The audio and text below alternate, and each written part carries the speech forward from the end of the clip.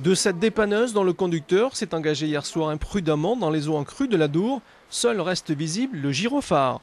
Preuve que la montée des eaux a été importante et rapide dans le secteur de Dax en quelques heures. De quoi raviver les souvenirs des crues dacquoises les plus destructrices et comparer la crue 2013 avec celle de 1952, violente et restée dans les mémoires. Je l'ai vu, oui. Et c'était plus haut que maintenant. Oui, oui. En 1952, je crois, ou par là. Elle allait jusqu'à la gare, là-bas. Quand vous arrivez le matin, que votre bureau est complètement inondé, puis ça a été une dégringolade. Après, tout le magasin, tout inondé, tout affreux. Ça a été le fut à la main, il n'y a pas les assurances, il n'y avait rien.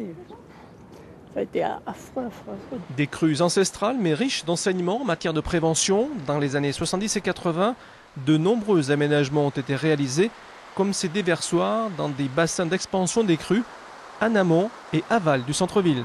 Ce sont des zones inondables que l'on inonde à certains niveaux.